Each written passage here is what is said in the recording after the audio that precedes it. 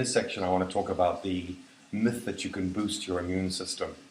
The immune system is a very complex system. It is not something that is simple, but I'm going to try and simplify it for the ease of you being able to explain it to other people. First of all, the largest part of your immune system is your skin. That stops most of the things getting in. And if they should get into your skin or get through your skin, then the other side of your immune system will activate. And that side of the immune system is made up of two parts. I want you to imagine that it's almost like a scale. So you've got one side that goes up, the other side goes down. What you're hoping to create is complete balance between the two. All right, if you boost one side of your immune system, the other side of the immune system is going to get weaker as a result.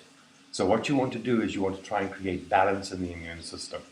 Now I'm going to get fairly technical here, but I'm going to try and explain it as simply as I possibly can, once again for ease of you explaining it to a client.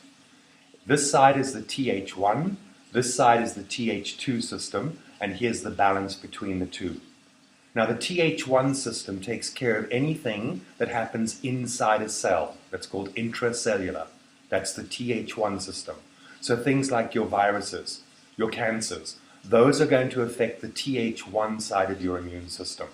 So anything that is small enough that can get inside a cell is going to be controlled by the Th1 system. The Th2 system is anything that is larger than a cell that can go and attack it from the outside. So your parasites, your bacterias, etc. So imagine this is the cell. We're going to have something that comes from the outside and attacks the cell from the outside, which is called extracellular. Now the immune system is basically a male, all right? It cannot multitask. It can only do one thing at a time. So here you are with your scale. You've got your Th1 system, your HIV positive, and you have a secondary infection, which is not on the Th1, it's on the Th2 side.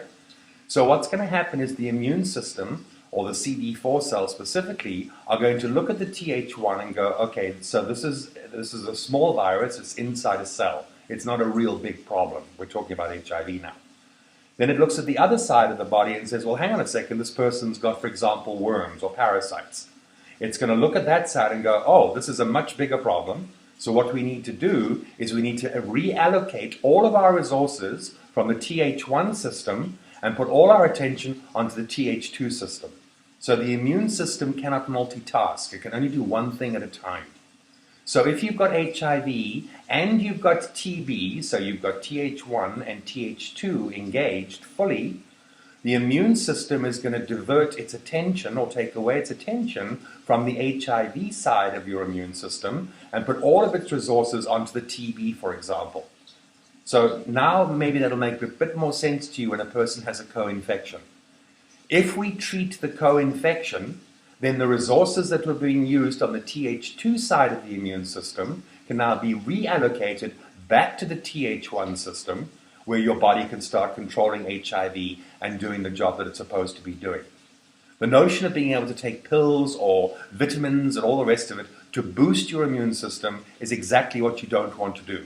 What you want to do is you want to create an even immune system or modulate your immune system to basically give you maximum health. And how would you do that? You can do that with vitamins and minerals and all the rest of it. But there's a lot of products out there that are claiming to boost the immune system. And the truth of the matter is it's not physically possible to do that. And if you do boost your immune system, one side of your body is going to suffer. So one of the key things to take away from this is, number one, always treat co-infections. The minute you have a secondary infection outside your HIV primary infection, you are going to have a problem because your immune system is going to divert its attention and focus on what it perceives to be the biggest of the problem. It doesn't differentiate between HIV and TB. It looks at it and says, which is the bigger of the two germs? Let me attack that first. And that's exactly what it does.